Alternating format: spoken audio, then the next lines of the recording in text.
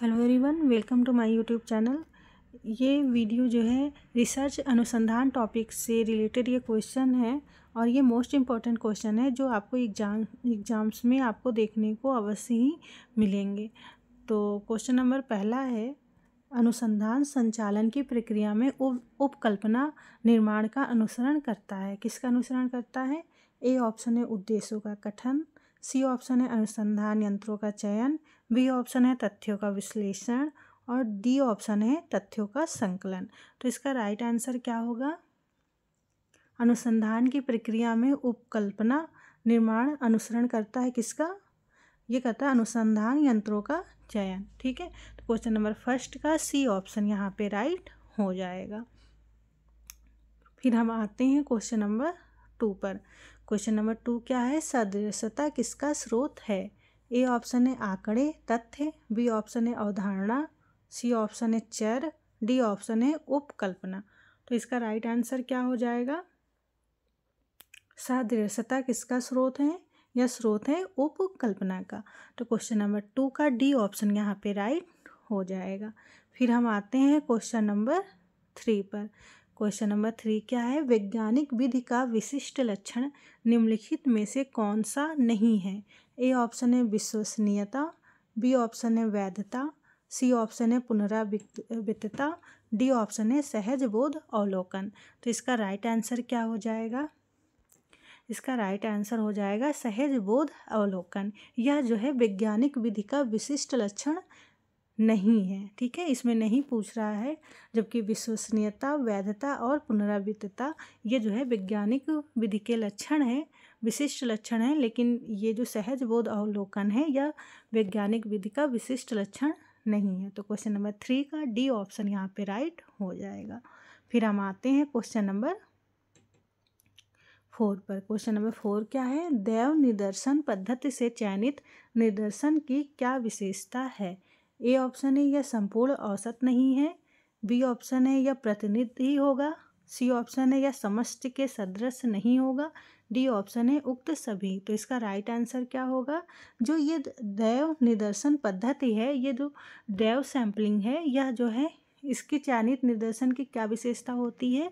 इसकी विशेषता, चयनित विशेषता यह होती है यह प्रतिनिधि होगा। ठीक है, तो क्वेश्चन नंबर 4 का बी ऑप्शन राइट हो जाएगा। फिर हम आते हैं क्वेश्चन नंबर 5 पर। क्वेश्चन नंबर 5 क्या है? निम्नलिखित में से तथ्य संकलन का प्राथमिक स्रोत कौन सा है?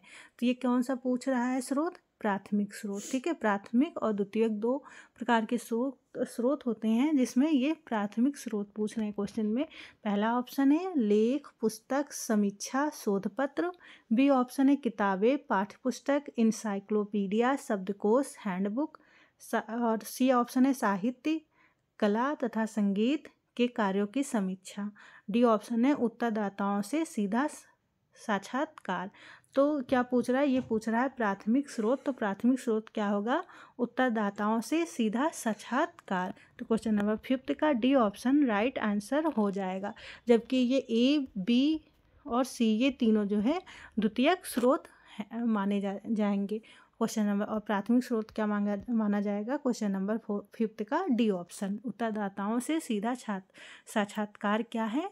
प्राथमिक स्रोत। क्वेश्चन नंबर 5 का डी ऑप्शन यहाँ पे राइट हो जाएगा। फिर हम आते हैं क्वेश्चन नंबर 6 पर। क्वेश्चन नंबर 6 क्या है? लुंडबर्ग ने वैज्ञानिक पद्धति के कितने चरणों का उल्लेख किया? ए ऑप्शन है 4, सी ऑप्शन है 6, बी ऑप्शन है 5, डी ऑप्शन है 7। तो इसका राइट आंसर क्या होगा? लुंडबर्ग ने वैज्ञानिक पद्धति के कितने चरणों का उल्लेख किया है? 4 प्रकारों का। क्वेश्चन नंबर 6 का 4 ऑप्शन यहाँ पे राइट हो जाएगा। फिर हम आते हैं क्वेश्चन नंबर 7 पर। क्वेश्चन नंबर 7 क्या है? सहभागी अवलोकन पद सबसे पहले 1924 में प्रयोग किया था। किसने प्रयोग किया था? ए ऑप्शन है लुंडबर्ग ने, बी ऑप्शन है पीवी यंग ने, सी ऑप्शन है मोजर ने, डी ऑप्शन है लिंडमैन ने। तो इसका राइट आंसर क्या होगा? इसका राइट आंसर हो जाएगा डी ऑप्शन। ठीक है, लिंडमैन ने जो है सबसे पहले सहभागी अवलोकन पद का प्रयोग किया था। किस सन में? 1924 में। उनकी बुक कौन सी है? सोशल डिस्कवरी में इन्होंने जो है सहभागी अवलोकन पद का सर्वप्रथम उल्लेख किया था। तो क्वेश्चन नंबर 7 का डी ऑप्शन यहाँ पे राइट हो जाएगा। फिर हम आते हैं क्वेश्चन नंबर 8 पर। क्वेश्चन नंबर 8 क्या कह रहा है? क्वेश्चन नंबर 8 है, किर्क तथा मिलर के अनुसार, ये जो है एक अनुसंधान करता है और रिसर्चर किर्क तथा मिलर एक तरह के विचारक, किर्क तथा मिलर के अनुसार निम्नलिखित में से कौन विश्वसनीयता एक प्रकार नहीं है? ए ऑप्शन है अव्यवहारिक वे परिस्थितियां जिनमें अवलोकन की एकल विधि बारंबार एक ही मापन उत्पन्न करती है। बी ऑप्शन है द्वंद्वात्मक दो संघर्षपूर्ण स्थितियों के बीच अवलोकन। सी ऑप्शन है कालक्रमिक लंबे समय तक अवलोकन का स्थायित्व। डी ऑप्शन है एक कालिक समान समयावधि अंतर्गत अवलोकन की समानता। तो इसका राइट आंसर क्या होगा? ये किर्क और मिलर के अनुसार निम्नलिखित में से कौन सी विश्वसनीयता का प्रकार नहीं है? तो क्वेश्चन नंबर 8 का बी ऑप्शन यहाँ पे राइट हो जाएगा। जो द्वंद्वात्मक जो दो संघर्षपूर्ण स्थितियों के बीच का अवलोकन है, यह जो है एक विश्वसनीयता का प्रकार नहीं है अकॉर्डिंग टू किर्क और मिलर के। ठीक है, तो क्वेश्चन नंबर 8 का बी ऑप्शन यहाँ पे राइट हो जाएगा। फिर हम आते हैं क्वेश्चन नंबर 9 का। क्वेश्चन नंबर 9 क्या है? समाचार पत्र, पत्रिकाओं, गीतों, कविताओं, भाषणों इत्यादि पर आधारित अभिलिखित मानव वक्तव्य के अध्ययन को कहते हैं, क्या कहते हैं? ए ऑप्शन है सांख्यिकी विश्लेषण, बी ऑप्शन है अंतर्वस्तु विश्लेषण, सी ऑप्शन है ऐतिहासिक विश्लेषण, डी ऑप्शन है तुलनात्मक विश्लेषण। तो इसका राइट आंसर क्या होगा? इसका राइट आंसर हो जाएगा अंतर्वस्तु विश्लेषण। ठीक है, समाचार पत्र, पत्रिकाओं, गीतों, कविताओं, भाषणों इत्यादि पे आधारित जो अभिलेखित मानव वक्तव्य हैं, इसके अध्ययन को जो है अंतर्वस्तु विश्लेषण कहा जाता है। तो क्वेश्चन नंबर 9 का बी ऑप्शन यहाँ पे राइट हो जाएगा। फिर हम आते हैं क्वेश्चन नंबर 10 पर। क्वेश्चन नंबर 10 क्या है? मूल विषय तथा पाठ विश्लेषण का उपयोग किसमें किया जाता है? ये जो अभी क्वेश्चन गया है उसी की तरह जो है ये सेम क्वेश्चन ही है और इसे थोड़ा से क्वेश्चन में पूछा गया 2 शब्दों में कि मूल विषय और जो है पाठ विश्लेषण। ठीक है, तो इसका उपयोग किसमें किया जाता है? तो इसका उपयोग किया जाता है अंतर्वस्तु विश्लेषण में। ठीक है, तो क्वेश्चन नंबर 10 का डी ऑप्शन यहाँ पे राइट हो जाएगा। ठीक है, अंतर्वस्तु विश्लेषण। फिर हम आते हैं क्वेश्चन नंबर 11 का। क्वेश्चन नंबर 11 क्या है? एक अच्छे प्रतिदर्श सैंपल की अति आवश्यक विशेषता क्या है? ए ऑप्शन है लघु आकार, बी ऑप्शन है प्रतिनिधिकता, सी ऑप्शन है आसान से अभिगम्य, डी ऑप्शन है पढ़ने में सुगम। तो इसका राइट आंसर क्या होगा? इसका राइट आंसर हो जाएगा प्रतिनिधिकता। एक अच्छे प्रतिदर्श जो सैम्पलिंग है उसकी सबसे आवश्यक विशेषता क्या होती है? प्रतिनिधिकता। ठीक है, ये जो प्रतिदर्श है इसे हिंदी में इंग्लिश में इसे सैंपल और हिंदी में इसे प्रतिदर्श कहा जाता है। ठीक है, तो क्वेश्चन नंबर 11 का बी ऑप्शन यहाँ पे राइट हो जाएगा। फिर हम आते हैं क्वेश्चन नंबर 12 पर। क्वेश्चन नंबर 12 क्या है? निदर्शन का वह प्रकार जिसके समग्र की प्रत्येक इकाई को चुने जाने का समान अवसर प्रदान किया जाता है को कहते हैं, क्या कहा जाता है? ए ऑप्शन है उद्देश्यपूर्ण निदर्शन, बी ऑप्शन है दैव निदर्शन, सी ऑप्शन है जनगणना, डी ऑप्शन है स्तरित निदर्शन। तो इसका राइट आंसर क्या हो जाएगा? निदर्शन वह सैम्पलिंग, निदर्शन भी एक सैम्पलिंग ही है तो जिसके समग्र की प्रत्येक इकाई को चुने जाने की जब समान अवसर दिया जाता है तो उसे क्या कहा जाता है? उसे कहा जाता है दैव निदर्शन। जब हम सैम्पलिंग करते हैं और उसके प्रत्येक इकाई को जब चुना जाता है तो उसको समान अवसर जब प्रदान किया जाता है तो उसे जो है हम क्या कहते हैं? दैव निदर्शन। ठीक है, तो क्वेश्चन नंबर 12 का बी ऑप्शन यहाँ पे राइट हो जाएगा। फिर हम आते हैं क्वेश्चन नंबर 13 पर। क्वेश्चन नंबर 13 क्या है? निम्नलिखित में से किसने सामाजिक शोध की विधि के संदर्भ में स्पष्ट रूप से प्रकृति और समाज के बीच विभेद किया है? ए ऑप्शन है मैक्स वेबर, बी ऑप्शन है जोहन गल्टन, सी ऑप्शन है डिल्थे। डी ऑप्शन है इवांस प्रिचार्ड। तो इसका राइट आंसर क्या हो जाएगा? सामाजिक शोध के संदर्भ में जो प्रकृति और समाज के बीच भेद किया है वह किया है डिल्थे ने। क्वेश्चन नंबर 13 का सी ऑप्शन यहाँ पे राइट हो जाएगा। इसमें मैक्स वेबर भी मुझे ठीक लग रहा है, ठीक है, इसे हम बताएंगे, लेकिन तब तक हम इसे 13 का सी ऑप्शन राइट मानते हैं। क्वेश्चन नंबर 13 का सी ऑप्शन यहाँ पे राइट हो जाएगा। फिर हम आते हैं क्वेश्चन नंबर 14 पर। क्वेश्चन नंबर 14 क्या है? प्रयोगात्मक शोध में समानता दो प्रकार के समूहों का उपयोग किया जाता है। एक समूह को प्रयोगात्मक समूह कहा जाता है और दूसरे को क्या कहते हैं? ए ऑप्शन है मापन समूह, बी ऑप्शन है नियंत्रित समूह, सी ऑप्शन है संदर्भ समूह, डी ऑप्शन है उप समूह। तो इसका राइट आंसर क्या हो जाएगा? जो प्रयोगात्मक शोध है में समानता दो प्रकार के समूहों का उपयोग किया जाता है। पहले समूह को तो प्रयोगात्मक समूह कहते हैं और दूसरे समूह को क्या कहा जाता है? नियंत्रित समूह। ठीक है, तो क्वेश्चन नंबर 14 का बी ऑप्शन यहाँ पे राइट हो जाएगा। फिर हम आते हैं क्वेश्चन नंबर 15 पर। क्वेश्चन नंबर 15 क्या है? तथ्य संकलन की निम्नलिखित पद्धतियों में से, क्वेश्चन नंबर 15 है, तथ्य संकलन की निम्नलिखित में से कौन सी गैर साक्षर जनसंख्या से निर्मित निदर्श पर प्रयुक्त नहीं किया जा सकती? ए ऑप्शन है अवलोकन, सी ऑप्शन है प्रश्नावली, बी ऑप्शन है एकल केस अध्ययन, डी ऑप्शन है साक्षात्कार अनुसूची। तो इसका राइट आंसर क्या होगा? जो गैर साक्षर जनसंख्या से है यह निर्मित निदर्श की प्रयुक्त नहीं की जाती है। कहाँ पर? सी प्रश्नावली में। ठीक है, जो गैर साक्षर व्यक्ति है वो जो है प्रश्नावली जो उन्हें दिया जाता है भरने के लिए वह कार्य नहीं कर सकता, जो गैर साक्षर तो जनसंख्या पर लागू नहीं होता है। तो क्वेश्चन नंबर 15 का सी ऑप्शन यहाँ पे राइट हो जाएगा। फिर हम आते हैं क्वेश्चन नंबर 15 पर। क्वेश्चन नंबर 16 है, निम्नलिखित में से किस प्रयोगात्मक विज्ञानों में समाजशास्त्र सहित में पद्धति के चरणों के अंतर्गत सम्मिलित नहीं करते हैं? ए ऑप्शन है समस्या का निर्धारण, सी ऑप्शन है अवलोकन, बी ऑप्शन है विवरण, डी ऑप्शन है परिकल्पना। तो इसका राइट आंसर क्या हो जाएगा? जो प्रयोगात्मक विज्ञानों के समाजशास्त्र सहित में पद्धति के चरणों के अंतर्गत सम्मिलित नहीं करते हैं, मतलब कि जो प्रयोगात्मक विज्ञान है वहाँ पे समाजशास्त्र सहित और भी जितनी भी पद्धतियाँ होती हैं अनुसंधान के लिए, तो उसमें किस स्टेप का प्रयोग सम्मिलित नहीं किया जाता है? तो उसमें किया जाता है विवरण का। ठीक है, जबकि जो समस्या का निर्धारण, अवलोकन, परिकल्पना ये जो है रिसर्च के स्टेप्स हैं, तो उस पर इन चरणों का उपयोग तो किया जाता है प्रयोगात्मक विज्ञान में, लेकिन जो विवरण है इसका प्रयोग नहीं किया जाता है। ठीक है, तो क्वेश्चन नंबर 16 का बी ऑप्शन यहाँ पे राइट हो जाएगा। फिर हम आते हैं क्वेश्चन नंबर 17 पर। क्वेश्चन नंबर 17 क्या है? वैज्ञानिक अध्ययन की एक मूल आवश्यकता है। क्या, कौन सी आवश्यकता है? ए ऑप्शन है व्यक्तिपरकता, बी ऑप्शन है वस्तुपरकता, सी ऑप्शन है मूल्य, डी ऑप्शन है विश्वास। तो इसका राइट आंसर क्या हो जाएगा? जो वैज्ञानिक अध्ययन है उसमें एक मूल आवश्यकता क्या है? वह होती है वस्तुपरकता। ठीक है, तो क्वेश्चन नंबर 17 का बी ऑप्शन यहाँ पे राइट हो जाएगा। तो वैज्ञानिक अध्ययन जब किया जाता है तो उसमें जो है किसी भी तरह का हस्तक्षेप नहीं किया जा सकता। ठीक है, उसमें किसी भी तरह से आप जो है किसी भी तरह से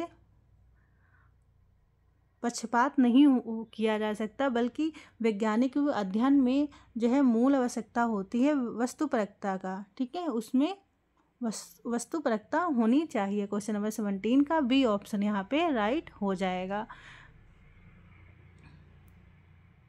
एकदम निरपेक्ष तरीके से अनुसंधान या रिसर्च होता है। क्वेश्चन का सीधा कहने का अर्थ ये है। क्वेश्चन नंबर 18 है, अनुसंधानकर्ता को शोध से पूर्व प्रतिभागियों में से आवश्यक रूप से क्या प्राप्त कर लेना चाहिए? ए ऑप्शन है निष्ठा, बी ऑप्शन है लिपिबद्ध, सी ऑप्शन है सूची सहमति, डी ऑप्शन है मूल्य अभिमुखता। तो इसका राइट आंसर क्या हो जाएगा? जो अनुसंधान करता है को शोध से पूर्व प्रतिभागियों में आवश्यक रूप से क्या प्राप्त कर लेना चाहिए? सूचित सहमति। तो क्वेश्चन नंबर 18 का सी ऑप्शन यहाँ पे राइट हो जाएगा। फिर फिर हम आते हैं क्वेश्चन नंबर 19 पर। क्वेश्चन नंबर 19 क्या कह रहा है, सामाजिक विज्ञान में कौन प्रमुख रूप निदर्शन नहीं है।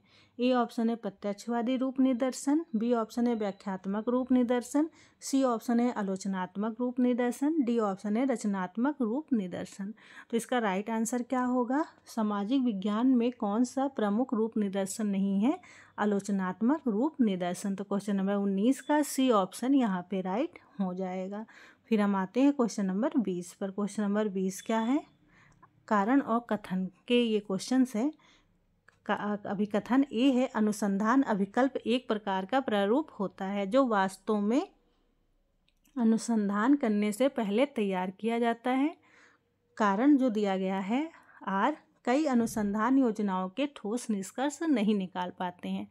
तो ये तो गलत बात है, क्योंकि कई बार ऐसा होता है कि अनुसंधान हम करते हैं तो अनुसंधान योजनाओं के अनुसार जो अनुसंधान अभिकल्प होता है, जो डिजाइन होता है, तो उसे जब पहले से तैयार कर लिया जाता है तो उन योजनाओं के अनुसार कठोर निष्कर्ष निकाले जा सकते हैं। ठीक है, तो क्वेश्चन नंबर अभिकथन ए तो सही है, लेकिन ये आर जो है ये गलत है, क्योंकि कई अनुसंधान योजनाओं के ठोस परिणाम निकाले जा सकते हैं।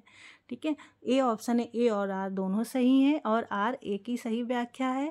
बी ऑप्शन है ए और आर दोनों सही हैं लेकिन आर और ए की सही व्याख्या नहीं है। सी ऑप्शन है ए और ए सही है लेकिन आर गलत है। डी ऑप्शन है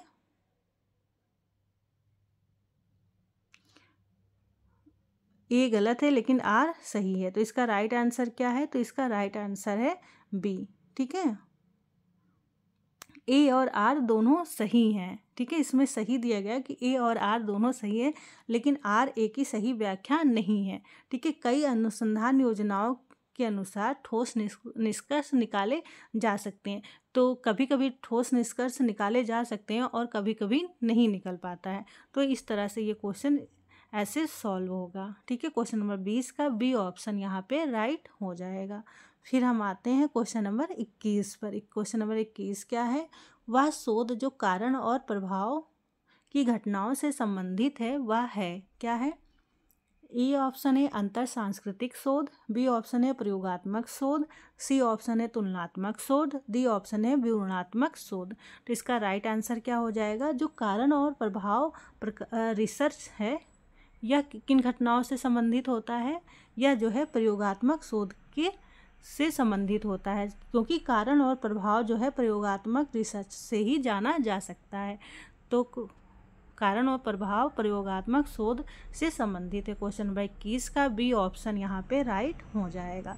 फिर हम आते हैं क्वेश्चन नंबर 22 पर। क्वेश्चन नंबर 22 क्या है, एक चिकित्सक डेंगू बुखार की 2 दवाओं के सापेक्ष प्रभावशीलता का अध्ययन करता है, वह शोध होगा, वह किस प्रकार का शोध होगा। ए ऑप्शन है विवरणात्मक शोध, बी ऑप्शन है ऐतिहासिक अनुसंधान, सी ऑप्शन है प्रयोगात्मक अनुसंधान, डी ऑप्शन है निर्वंशीय विज्ञान। तो इसका राइट आंसर क्या होगा, इसका राइट आंसर हो जाएगा प्रयोगात्मक शोध। ठीक है, अनुसंधान, क्योंकि एक जो चिकित्सक है वह डेंगू के बुखार की 2 दवाओं का जब प्रभावशीलता का अध्ययन करता है तो वह प्रयोग के द्वारा ही उन्हें पता चलेगा कि कौन सी दवा जो है सबसे ज़्यादा कारगर है और कौन सी दवा कम प्रभावशीलता है। तो इस तरह क्वेश्चन नंबर 22 का सी ऑप्शन राइट हो जाएगा। प्रयोगात्मक अनुसंधान के द्वारा ही यह पता लगाया जा सकता है। तो क्वेश्चन नंबर 22 का सी ऑप्शन यहाँ पे राइट हो जाएगा। फिर हम आते हैं क्वेश्चन नंबर 23 पर। क्वेश्चन नंबर 23 हमारा क्या है, परिकल्पना की प्रशिक्षण के संदर्भ में निम्नलिखित में से कौन सा कथन सही है। ए ऑप्शन है केवल वैकल्पिक प्रकल्पना का परीक्षण किया जा सकता है, बी ऑप्शन है केवल शून्य प्रकल्पना है जिसका परीक्षण किया जा सकता है, सी ऑप्शन है वैकल्पिक और शून्य प्रकल्पना दोनों का परीक्षण किया जा सकता है, डी ऑप्शन है वैकल्पिक और शून्य परिकल्पना दोनों का परीक्षण नहीं किया जा सकता है। तो इसका राइट आंसर क्या हो जाएगा, इसका राइट आंसर हो जाएगा सी ऑप्शन। ठीक है, जो परिकल्पना है उसका परीक्षण जो है वैकल्पिक और शून्य दोनों ही परिकल्पनाओं का परीक्षण किया जा सकता है। तो क्वेश्चन नंबर 23 का सी ऑप्शन यहाँ पे राइट हो जाएगा। ठीक है, फिर हम आते हैं क्वेश्चन नंबर 24 पर। क्वेश्चन नंबर 24 क्या है, एक परिकल्पना जो पर्याप्त जानकारी की अनुपलब्धता में अनुसंधान के विषय के बारे में अनुसंधानकर्ता के प्रारंभिक अनुमान पर आधारित नहीं होती है, उसे क्या कहते हैं? ए ऑप्शन है वैज्ञानिक परिकल्पना, सी ऑप्शन है कार्यकारी परिकल्पना, बी ऑप्शन है शून्य परिकल्पना, डी ऑप्शन है सांख्यिकी परिकल्पना। तो इसका राइट आंसर क्या होगा? इसका राइट आंसर हो जाएगा सी ऑप्शन। ठीक है, जो कार्यकारी परिकल्पना है यह जो है पर्याप्त जानकारी की अनुपलब्धता में अनुसंधान के विषय में जो है अनुसंधानकर्ता के अनुमान पर आधारित नहीं होती है। ठीक है, तो इस तरह से क्वेश्चन नंबर 24 का सी ऑप्शन यहाँ पे राइट हो जाएगा। क्यों कार्यकारी परिकल्पना क्यों है? क्योंकि इसकी जो है जानकारी की पर्याप्त अनुपलब्धता है। ठीक है, पर्याप्त जानकारी यहाँ पर नहीं है, तो क्वेश्चन नंबर 24 का सी ऑप्शन यहाँ पे राइट हो जाएगा। और उसी के आधार पे जब कोई रिसर्चर जो अनुसंधान करता है तो उसे ही कार्यकारी परिकल्पना कहा जाता है। क्वेश्चन नंबर 24 का सी ऑप्शन यहाँ पे राइट हो जाएगा। फिर हम आते हैं क्वेश्चन नंबर 25 पर। क्वेश्चन नंबर 25 क्या है?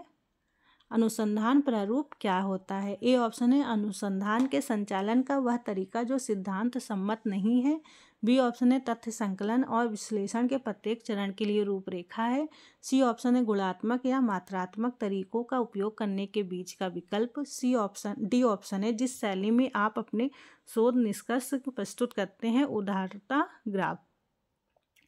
तो इसका राइट आंसर क्या हो जाएगा? अनुसंधान प्रारूप क्या है, मतलब कि जो अनुसंधान एक प्रारूप होता है वह क्या है? तो वह है तथ्य संकलन और विश्लेषण के प्रत्येक चरण के लिए एक रूपरेखा। ठीक है, उसे ही हम जो है अनुसंधान प्रारूप कहते हैं। तो अनुसंधान प्रारूप किसे कहते हैं? जो तथ्य संकलन और विश्लेषण के प्रत्येक चरण के लिए एक रूपरेखा होती है उसे ही हम अनुसंधान प्रारूप कहते हैं। क्वेश्चन नंबर 25 का बी ऑप्शन यहाँ पे राइट हो जाएगा। फिर हम आते हैं क्वेश्चन नंबर 26 पर। क्वेश्चन नंबर 26 क्या है? एक प्रभावी विपणन संचार चैनल के रूप में सोशल नेटवर्किंग साइटों की भूमिका में अध्ययन करना कौन सी अनुसंधान प्ररचना का उदाहरण है? ए ऑप्शन है व्याख्यात्मक, बी ऑप्शन है वर्णनात्मक, सी ऑप्शन है अन्वेषणात्मक, डी ऑप्शन है प्रयोगात्मक। तो इसका राइट आंसर क्या हो जाएगा?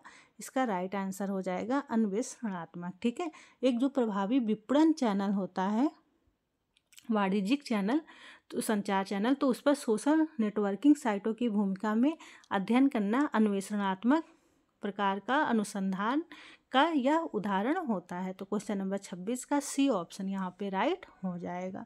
फिर हम आते हैं क्वेश्चन नंबर 27 पर। क्वेश्चन नंबर 27 क्या है? ये कथन और कारण का क्वेश्चन है। जब एक शोधकर्ता सर्वेक्षण करता है, तथ्यों को एकत्रित करता है, परिणामों का विश्लेषण करता है और उसे अपने अध्ययन के रूप में प्रस्तुत करता है तो यह एक प्राथमिक सामग्री है, कथन है, तो ये सही है। ठीक है, लेकिन जब कोई अन्य व्यक्ति उन तथ्यों का उपयोग आगे के विश्लेषण के लिए करता है तो उसके लिए यह द्वितीयक सामग्री बन जाती है, ये भी सही है।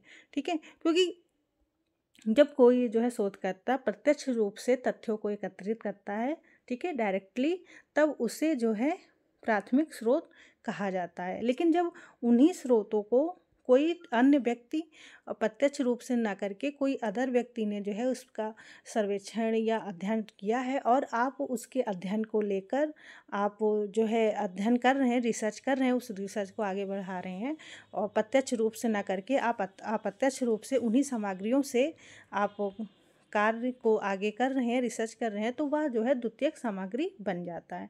तो क्वेश्चन नंबर ये 27 का क्या सही होगा? दोनों ही ऑप्शन। ठीक है, तो हम चारों ऑप्शन देखते हैं। ए सही है, ए गलत है और बी सही है। बी ऑप्शन है ए सही है, बी गलत है। सी ऑप्शन ए और बी दोनों गलत है। डी ऑप्शन है दोनों सही है। तो क्या होगा हमारा? यहाँ पर दोनों ही सही होगा।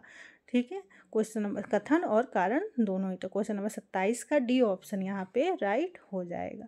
फिर हम आते हैं क्वेश्चन नंबर 28 पर। क्वेश्चन नंबर 28 क्या है? प्रतिदर्शन त्रुटि किसके साथ घट जाती है? ए ऑप्शन है प्रतिदर्श के आकार के वृद्धि के के साथ, बी ऑप्शन है प्रतिदर्श के आकार में कमी के साथ, सी ऑप्शन है यादृच्छिकीकरण की प्रक्रिया में, डी ऑप्शन है विश्लेषण की प्रक्रिया में। इतना ये जो रिसर्च टॉपिक है इसमें इतना ज़्यादा हिंदी क्लिष्ट लैंग्वेज है कि आप जो है पता करते करते ही परेशान हो जाएंगे। कहीं पर सैम्पलिंग को निदर्शन लिख देते हैं, कभी पर प्रतिदर्श लिख देते हैं, और ये जो यादृच्छिकीकरण है इसे जो है रैंडमली जो है सैम्पलिंग कहा जाता है। ये विश्लेषण है, इसे एनालिसिस, ये तो आपको सब लोगों को पता ही होगा। लेकिन ये जो प्रतिदर्श है, क्या कहीं पर हमें आपको निदर्शन देखने को मिलेगा, ये सारा ही जो है सैम्पलिंग इन्हें कहा जाता है। ये सैम्पलिंग को ही हिंदी में कई जगह पे शब्द बदल बदल के लिख देते हैं। इसी से जो है सारे क्वेश्चन हिंदी मीडियम वालों को गलत हो जाता है, और इसीलिए हमें जानना चाहिए और यह पता रखना चाहिए हिंदी और इंग्लिश दोनों में, ताकि हमारे कहीं से आते हुए भी क्वेश्चन हमारे कहीं से भी कट ना जाएं। तो प्रतिदर्शन की त्रुटि किसके साथ घट जाती है? यह घट जाती है प्रतिदर्श के आकार में वृद्धि के साथ। तो क्वेश्चन नंबर 28 का ए ऑप्शन यहाँ पे राइट हो जाएगा। हमें दोनों ही हिंदी में और अंग्रेजी में क्या कहा जाता है, हमें हमेशा इसे याद करके रखना चाहिए, क्योंकि एनटीए क्या पूछ ले एग्ज़ाम में, कौन से शब्द हिंदी के यूज कर लें हमें पता नहीं। तो इसलिए हमें इंग्लिश के शब्द ज़रूर याद रखने चाहिए, दोनों ही भाषा हमें याद रखना चाहिए। तो प्रतिदर्श की किस विधि में समग्र की प्रत्येक इकाई की चयन की समान संभावना होती है? ए ऑप्शन है उद्देश्यपूर्ण प्रतिदर्शन, सी ऑप्शन है विस्तृत प्रतिदर्शन, बी ऑप्शन है अभ्यंश प्रतिदर्शन, डी ऑप्शन है सरल देव प्रतिदर्शन। तो इसका राइट आंसर क्या हो जाएगा?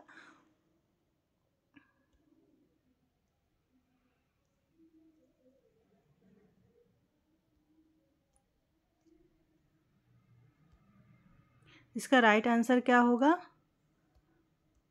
प्रतिदर्शन की किस विधि में समग्र प्रत्येक इकाई की चयन की समान संभावना होती है? या होती है सरल देव प्रतिदर्शन में। जो सरल देव प्रतिदर्शन जो सैम्पलिंग होता है उसमें प्रत्येक इकाई की चयन की समान संभावना बनी रहती है। ठीक है, तो कहीं कहीं देव प्रतिदर्शन मिलता है तो कहीं पे सरल देव प्रतिदर्शन। तो यहाँ पे सरल देव प्रतिदर्शन है, तो यह राइट हो जाएगा। तो क्वेश्चन नंबर 29 का डी ऑप्शन यहाँ पे राइट हो जाएगा।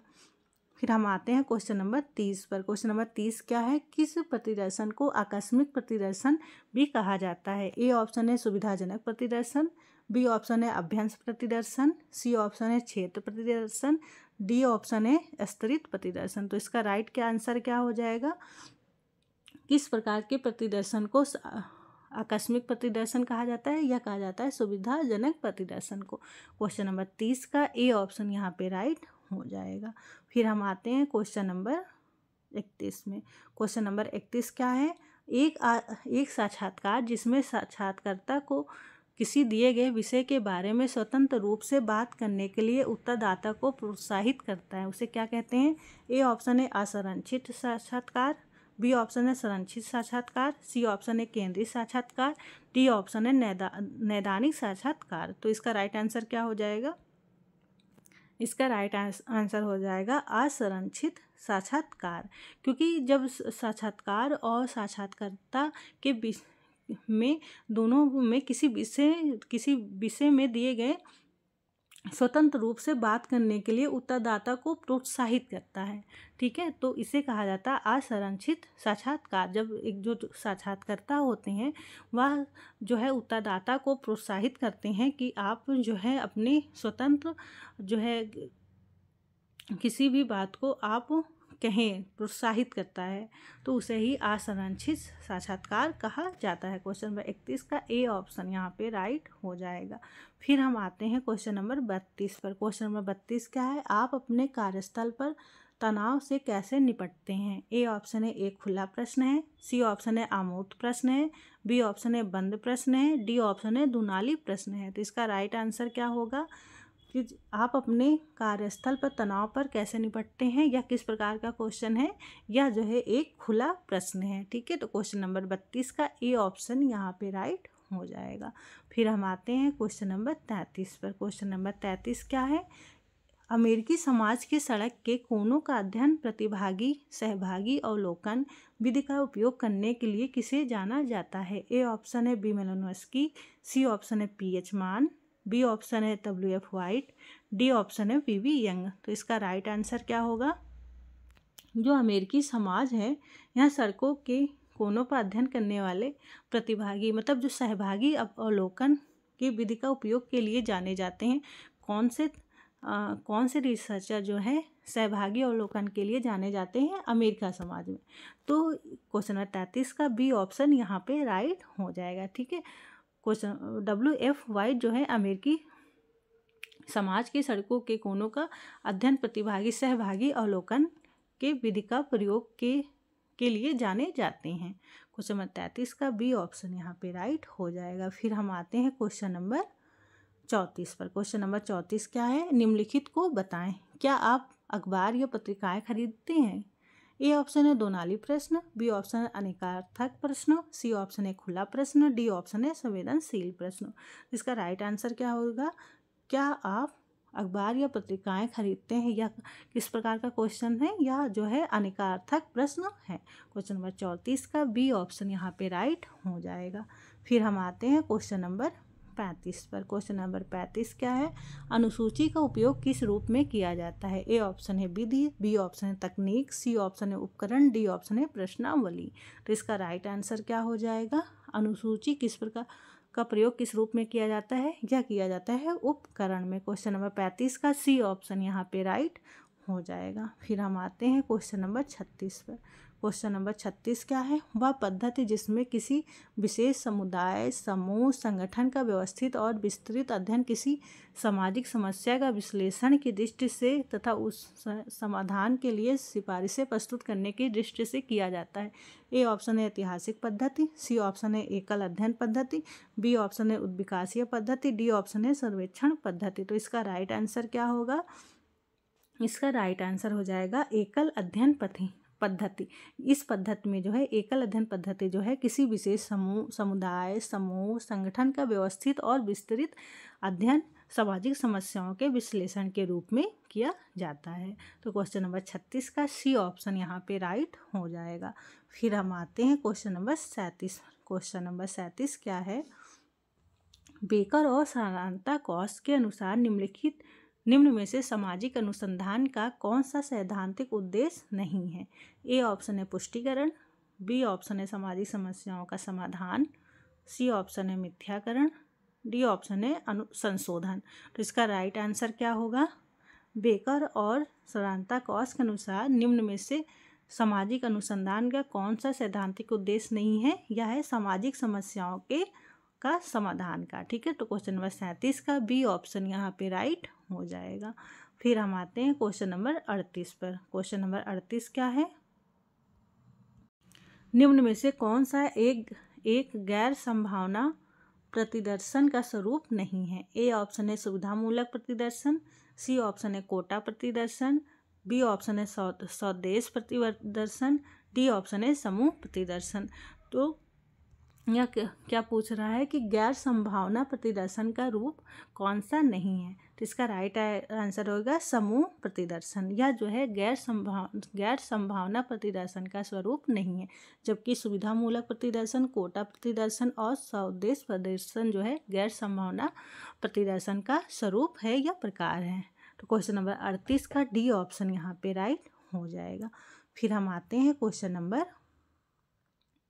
38 पर। क्वेश्चन नंबर 39, निम्न में से कौन सी एक दैव प्रतिदर्शन चयन की प्रविधि नहीं है? ए ऑप्शन है लॉटरी विधि, बी ऑप्शन है कार्ड या टिकट विधि, सी ऑप्शन है टिपेट की तालिकाएं, डी ऑप्शन है स्नोबॉल निदर्शन। तो इसका राइट आंसर क्या होगा?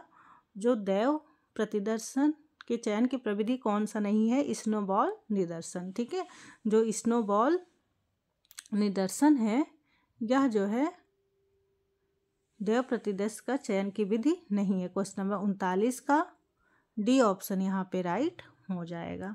फिर हम आते हैं क्वेश्चन नंबर 40 पर। क्वेश्चन नंबर 40 क्या है? वह घटक जिसके आधार पर हम समष्टि में से प्रतिदर्श लेते हैं। ए ऑप्शन है प्रतिदर्श अंश, बी ऑप्शन है प्रतिदर्श विशेषक, सी ऑप्शन है प्रतिदर्शन का ढांचा, डी ऑप्शन है प्रतिदर्शन का घटक। तो इसका राइट आंसर क्या होगा? इसका राइट आंसर हो जाएगा बी ऑप्शन। ठीक है, बी ऑप्शन प्रतिदर्शन विशेषज्ञ विशेषक, यह जो है वह घटक है जिसके आधार पर हम समष्टि में से प्रतिदर्श लेते हैं, सैम्पलिंग लेते हैं। क्वेश्चन नंबर 40 का बी ऑप्शन यहाँ पे राइट हो जाएगा। फिर हम आते हैं क्वेश्चन नंबर 41 पर। क्वेश्चन नंबर 41 क्या है? परिकल्पना के परीक्षण के लिए प्रकल्पनात्मक निगमन विधि का किसने उल्लेखित किया है? ए ऑप्शन है थियोडोरसन और थियोडोरसन, बी ऑप्शन है सिंगलटन और स्ट्रेट्स, सी ऑप्शन है गुडे एवं हार्ट, डी ऑप्शन है ब्लैक और चैंपियन। ये बी ऑप्शन यहाँ पे राइट हो जाएगा। सिंगलटन और स्ट्रेट्स जो है परिकल्पनात्मक निगमन विधि का प्रयोग किया है। ठीक है, तो क्वेश्चन नंबर 41 का बी ऑप्शन यहाँ पे राइट हो जाएगा। फिर हम आते हैं क्वेश्चन नंबर 42 पर। क्वेश्चन नंबर 42 क्या है? एक शून्य परिकल्पना हमें बताती हैं दो चर, ए ऑप्शन है एक दूसरे के साथ सशर्त रूप से संबंधित हैं, बी ऑप्शन है एक दूसरे से संबंधित नहीं है, सी ऑप्शन है एक दूसरे के साथ आंशिक रूप से संबंधित है, डी ऑप्शन है एक दूसरे के साथ प्रत्यक्ष रूप से संबंधित है। तो इसका राइट आंसर क्या हो जाएगा? जो एक शून्य परिकल्पना है यह हमें बताती है कि दो चर एक दूसरे से संबंधित नहीं है। ठीक है, जब एक परिकल्पना एक के जो दो चर होते हैं जब एक दूसरे से संबंधित नहीं होते हैं तो वह जो है शून्य परिकल्पना कहलाती है। ठीक है, तो क्वेश्चन नंबर 42 का बी ऑप्शन यहाँ पे राइट हो जाएगा। फिर हम आते हैं क्वेश्चन नंबर 43 पर। 43 क्या है? कुछ अलौकिक घटनाओं स्पष्ट संबंधों की व्याख्या करता हुआ आंतरिक प्रस्थापनाओं का सुसंगत पुंज है। ए ऑप्शन है सिद्धांत, बी ऑप्शन है प्रकल्पना, सी ऑप्शन है प्रस्थापना, डी ऑप्शन है चर। तो इसका राइट आंसर क्या हो जाएगा? कुछ अलौकिक घटनाओं के स्पष्ट संबंधों की व्याख्या करता हुआ जो आंतरिक प्रस्थापनाओं का सुसंगत पुंज है वह सिद्धांत कहलाता है। तो क्वेश्चन नंबर 43 का ए ऑप्शन यहाँ पे राइट हो जाएगा। फिर हम आते हैं क्वेश्चन नंबर 44 पर। क्वेश्चन नंबर 44 क्या है? तथ्य संकलन की कौन सी प्रणाली कानों तथा वाणी की अपेक्षा नेत्रों का प्रयोग करने की स्वतंत्रता है? ए ऑप्शन है अवलोकन, बी ऑप्शन है साक्षात्कार, सी ऑप्शन है एकल विषय अध्ययन पद्धति, डी ऑप्शन है विषय वस्तु अंतर्वस्तु का अध्ययन करना। तो इसका राइट आंसर क्या होगा?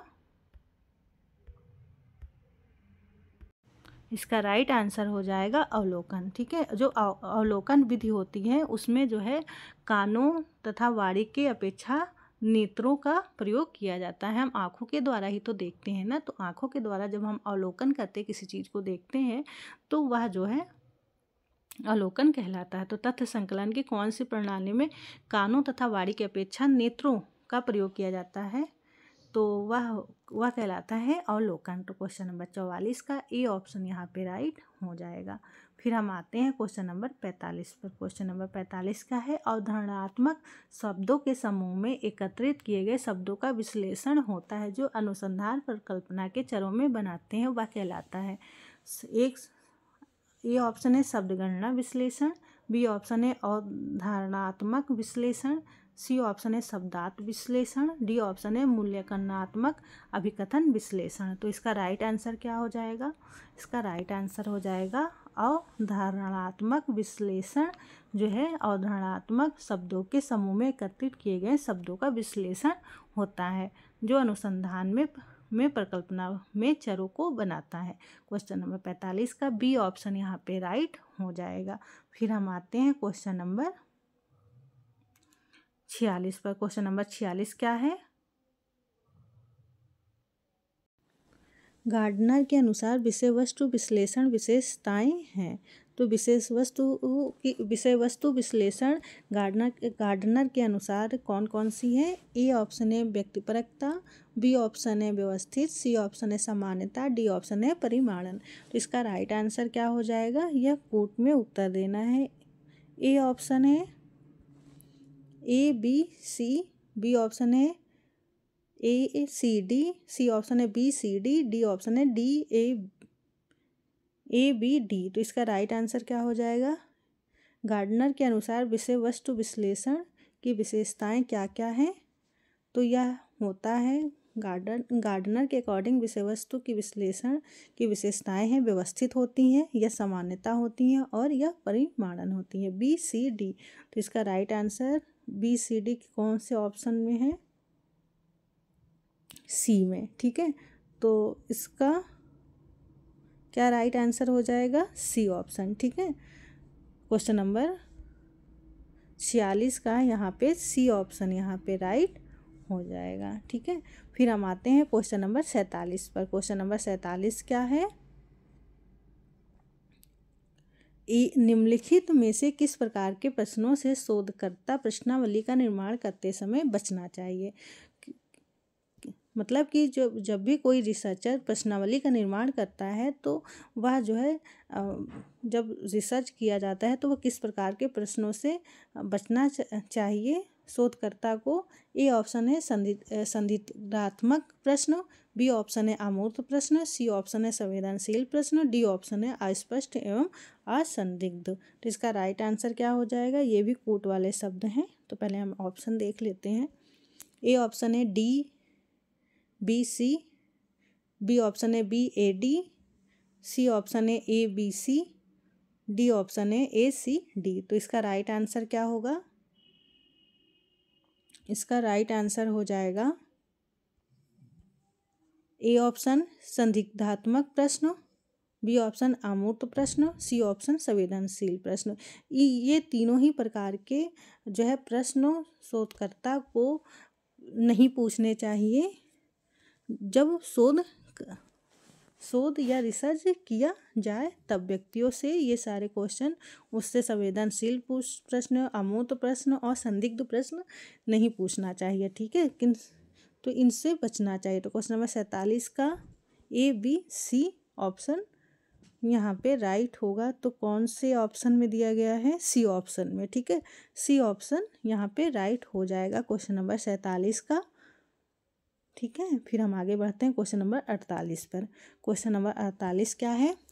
साक्षात्कार अनुसूची में प्रश्न वह होता है जिसमें दो या दो से अधिक श्रेणियों में होता है, फिर भी श्रेणियों का कोटिक्रम नहीं होता है। ए ऑप्शन है क्रम सूचक, बी ऑप्शन है नामिक, सी ऑप्शन है अंतराल, डी ऑप्शन है निस्यंदक या छनना। तो इसका राइट आंसर क्या हो जाएगा? जो साक्षात्कार अनुसूची है वह नामिक प्रश्न होता है जिसमें उत्तर या दो से अधिक श्रेणियों में दिया जाता है, फिर भी श्रेणियों को कोई कोटिक्रम नहीं होता है। तो क्वेश्चन नंबर 48 का बी ऑप्शन यहाँ पे राइट हो जाएगा।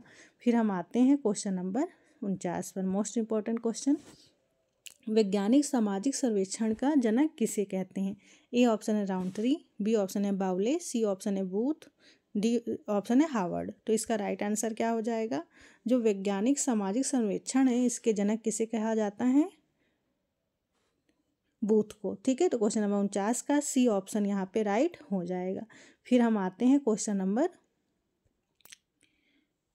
50 पे। क्वेश्चन नंबर 50 क्या? सभी विज्ञानों के लिए वैज्ञानिक पद्धति की एकता का समर्थन किसने किया? ए ऑप्शन है थॉमस कून, सी ऑप्शन है कार्ल पॉपर, बी ऑप्शन है मैनफोर्ड कून, डी ऑप्शन है ई.एम. बुगार्ट्स। तो इसका राइट आंसर क्या हो जाएगा?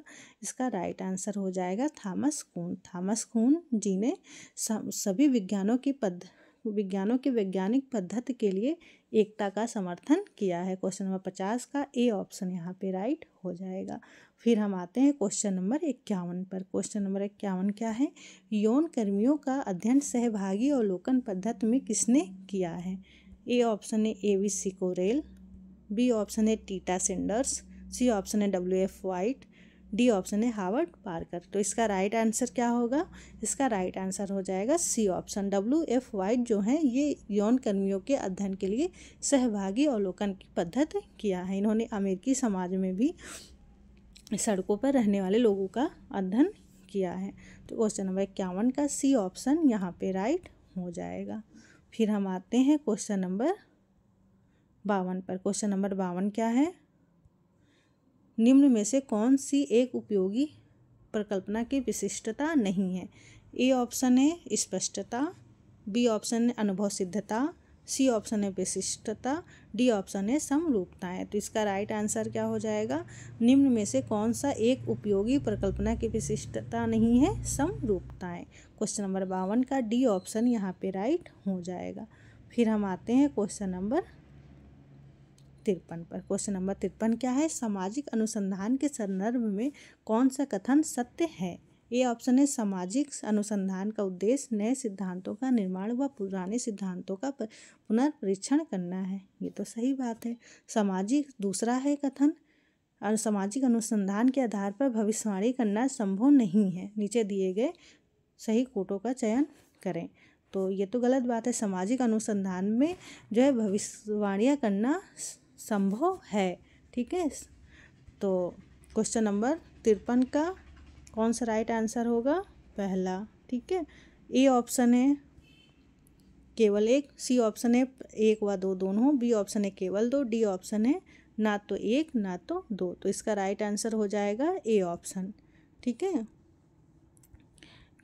सामाजिक अनुसंधान का उद्देश्य नए सिद्धांतों का निर्माण व पुराने सिद्धांतों का पुनर्परीक्षण करना है। क्वेश्चन नंबर 53 का ए ऑप्शन यहाँ पे राइट हो जाएगा। फिर हम आते हैं क्वेश्चन नंबर 54 पर। क्वेश्चन नंबर 54 क्या है, जब निदर्शन का कोई ढांचा फ्रेम ना हो तो किस प्रकार का निदर्शन उपयुक्त होता है। ए ऑप्शन है कोटा निदर्शन या यथांश निदर्शन, बी ऑप्शन है स्तरीकरण निदर्शन, सी ऑप्शन है स्नोबॉलिंग निदर्शन और डी ऑप्शन है बहुस्तरीय निदर्शन। तो इसका राइट आंसर क्या हो जाएगा, इसका राइट आंसर हो जाएगा स्नोबॉलिंग निदर्शन। ये जब निदर्शन का कोई ढांचा या फ्रेम ना हो तो किस प्रकार निदर्शन उपयुक्त होता है, वह होता है स्नोबॉलिंग निदर्शन। क्वेश्चन नंबर 54 का सी ऑप्शन यहाँ पे राइट हो जाएगा। फिर हम आते हैं क्वेश्चन नंबर 55 पर। क्वेश्चन नंबर 55 क्या है, निदर्शन के संदर्भ में कौन सा कथन सत्य है। सैम्पलिंग के रेफरेंस से कौन सा सत्य सही है कथन। ए ऑप्शन है गुडे तथा, पहला है गुडे तथा हार्ट के अनुसार निदर्शन किसी समग्र का एक छोटा प्रतिनिधि है। दूसरा कथन है सिन पाओ यंग के अनुसार एक सांख्यिकी निदर्शन संपूर्ण समूह का प्रतिनिधि अंश है। तो इसका राइट आंसर क्या होगा, ये कोटो वाला क्वेश्चन है, ये दोनों ही कथन सही है। ए ऑप्शन है केवल 1, बी ऑप्शन है केवल 2, सी ऑप्शन है 1 व 2 दोनों, डी ऑप्शन है ना तो 1 ना तो 2। तो इसका राइट आंसर क्या हो जाएगा, इसका राइट आंसर हो जाएगा दोनों, सी ऑप्शन। ठीक है। ये दोनों ही कथन सही है। ये दोनों ही परिभाषा है गुडे तथा हाथ के अनुसार और दूसरा सिन पाओ यंग के अनुसार। ठीक है। तो क्वेश्चन नंबर 55 का सी ऑप्शन यहाँ पे राइट हो जाएगा। आप जो है ये स्क्रीनशॉट लेके आपको ये परिभाषा याद भी कर सकते हैं। ठीक है। फिर हम नेक्स्ट क्वेश्चन पे चलते हैं। नेक्स्ट क्वेश्चन क्या है, सामाजिक वैज्ञानिकों ने औपचारिक, नियंत्रित तथा निर्देशित साक्षात्कार शब्दावली का प्रयोग किया है। ए ऑप्शन है असंरक्षित साक्षात्कार के लिए, बी ऑप्शन है अर्ध संरक्षित साक्षात्कार के लिए, सी ऑप्शन है केंद्रित साक्षात्कार के लिए, डी ऑप्शन है संरक्षित साक्षात्कार के लिए। तो इसका राइट आंसर क्या होगा, राइट आंसर क्या होगा, इसका राइट आंसर होगा डी ऑप्शन। ठीक है, संरक्षित साक्षात्कार के लिए। क्वेश्चन नंबर 56 का डी ऑप्शन यहाँ पे राइट हो जाएगा।